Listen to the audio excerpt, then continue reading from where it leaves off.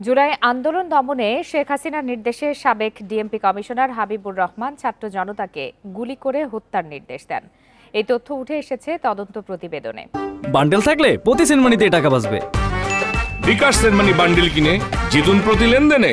রাজধানীর চাংখারপুলে ৬ জনকে হত্যার ঘটনায় আন্তর্জাতিক অপরাধ ট্রাইব্যুনালের এই প্রতিবেদন জমা দেয় তদন্ত সংস্থা। এর মাধ্যমে জুলাই আন্দোলনে মানবতা বিরোধী অপরাধের প্রথম কোনো মামলার পূর্ণাঙ্গ প্রতিবেদন জমা দেওয়া হলো। এতে ডিএমপির পলাতক সাবেক কমিশনার হাবিবুর রহমান সহ ৮ পুলিশ সদস্যকে আসামি করা হয়েছে। এর মধ্যে ৪ জন পলাতক।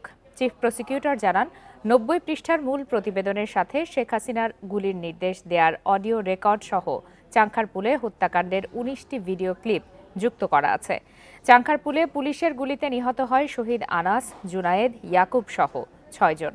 প্রসিকিউশন জানায়, তদন্ত প্রতিবেদনটি আনুষ্ঠানিক অভিযোগ হিসাবে ট্রাইব্যুনালে দাখিল করা হবে। এরপরই শুরু হবে বিচার প্রক্রিয়া। হাবিবুর রহমান ওয়্যারলেসের মাধ্যমে পুলিশ কমান্ড সেন্টার এইখান থেকে সবাইকে বলেছে সিআর ফায়ার করো, প্রধানমন্ত্রীর কাছ থেকে নির্দেশ এসেছে। সুতরাং প্রধানমন্ত্রীর নির্দেশ ওইটা আবার সে ফার্দার কনভে করছে তার গ্রাউন্ড লেভেলের ফোর্সের কাছে। এর মাধ্যমে কমান্ড রেসপন্সিবিলিটি এটা প্রমাণিত হয়েছে। এ বিষয়ে আরো বিস্তারিত জানাতে এই মুহূর্তে আমাদের সঙ্গে যোগ দিয়েছেন সহকর্মী জাহিদুল বাশার। জাহিদুল বাশার, এর মাধ্যমে তো মানবতা বিরোধী অপরাধের প্রথম কোনো মামলার পূর্ণাঙ্গ প্রতিবেদন জমা দেওয়া হলো। এরপর বিচার প্রক্রিয়া শুরু হওয়ার কথা রয়েছে। আপনার কাছে একটু জানতে চাই যে এত ফুটেজে কিন্তু অনেক পুলিশ সদস্যের উপস্থিতি আমরা দেখেছি, কিন্তু আসামি কি এই ৮ জনই কিনা?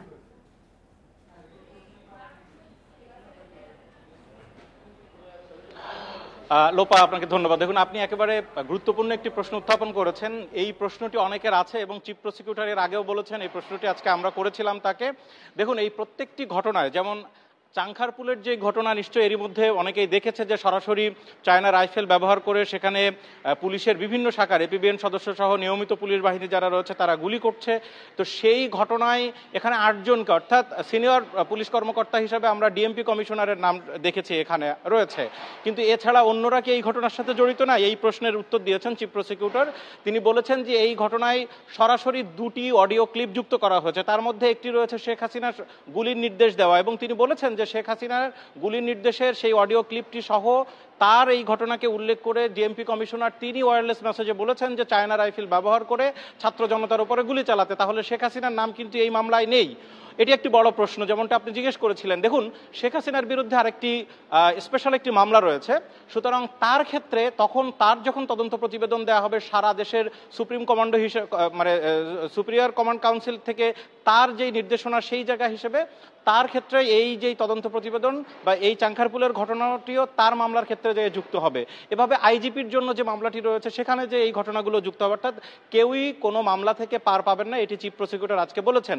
প্রধান নির্দেশদাতা হিসেবে যতগুলো ঘটনা ঘটেছে সেই ঘটনাগুলো সব শেখ হাসিনার যেই মামলা সেই মামলার তদন্ত প্রতিবেদনের সাথে তার ফর্মাল চার্জের সাথে যে যুক্ত হবে।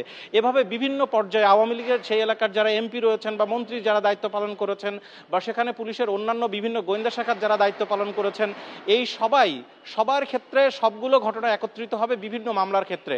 শুধুমাত্র চাংখারপুলের যে 6 জনকে হত্যাকাণ্ডের ঘটনায় মানবতা বিরোধী অপরাধ হয়েছে সেইখানে অন দ্য স্পট যাদের সম্পৃক্ততা পাওয়া গেছে পুলিশের এই 8 জনের ক্ষেত্রে আজকে তদন্ত প্রতিবেদনটি দাখিল হলো।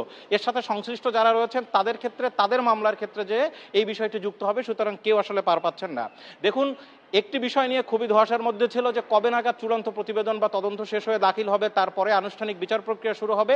আজকে চিফ প্রসিকিউটর বলেছেন যে চাংখারপুলের ঘটনার তদন্ত শেষ হওয়ার মধ্য দিয়ে এই প্রশ্নের সুরাহা হলো, এবং নিশ্চয়ই যারা ধোঁয়াশার মধ্যে ছিলেন যে বিচার প্রক্রিয়া কবে নাগাদ শুরু হবে সেই বিষয়টির একটি সদুত্তর পাওয়া গেল। তিনি বলেছেন যে এখন খুব শীঘ্রই তারা এটির ফর্মাল চার্জ দাখিল করবেন, অর্থাৎ তদন্ত সংস্থা তদন্ত প্রক্রিয়া শেষ করে প্রসিকিউশনের কাছে এই চূড়ান্ত প্রতিবেদনটি দাখিল করেছেন। এখন এটিকে প্রসিকিউটররা তারা এটিকে, যেটিকে আমরা অন্যান্য মামলার ক্ষেত্রে বলে থাকি চার্জশিট, এটিকে আন্তর্জাতিক অপরাধ ট্রাইব্যুনালের 1973 অ্যাক্ট অনুযায়ী আইনের ভাষায় এটিকে বলা হচ্ছে ফর্মাল চার্জ। সেটি ফর্মাল চার্জ আকারে এই ট্রাইব্যুনালে দাখিল করবেন, অর্থাৎ আদালতে দাখিল করবেন, এবং আদালত ওই ফর্মাল চার্জের উপর ভিত্তি করে চার্জ ফ্রেমিং বা চার্জ গঠন করবেন, এবং তার পরবর্তীতেই কিন্তু আনুষ্ঠানিক বিচার প্রক্রিয়া শুরু হয়ে যাবে। তারপরে সাক্ষীর যারা হবে। সংক্ষেপে একটু জানাবেন যে 4 জন পলাতক তাদের বিষয়ে কি ধরনের পদক্ষেপ নেওয়া হবে?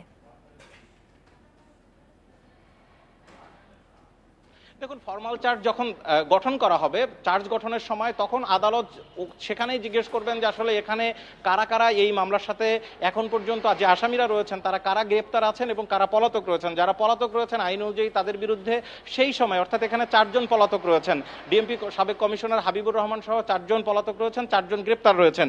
যদি আমি 4 জন গ্রেপ্তারের কথা বলি, তার মধ্যে যে সমস্ত আসামিরা গ্রেপ্তার রয়েছেন তারা হচ্ছেন কনস্টেবল সুজন রয়েছেন, এছাড়া কনস্টেবল ইমন রয়েছেন, এরকম 4 জনকে আমরা দেখতে পাচ্ছি। কনস্টেবল নাসিরুল ইসলাম রয়েছেন এবং ইন্সপেক্টর আরশাদ, এই 4 জন কিন্তু গ্রেপ্তার রয়েছেন।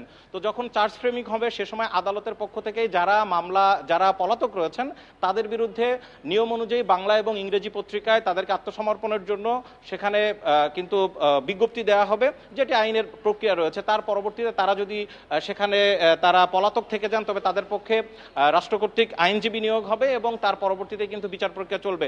দেখুন, আজকে একটা গুরুত্বপূর্ণ তথ্য হচ্ছে এই প্রতিবেদন দাখিল করার জন্য অর্থাৎ তদন্ত সংস্থা মোট 79 জনের জবানবন্দি নিয়েছিল।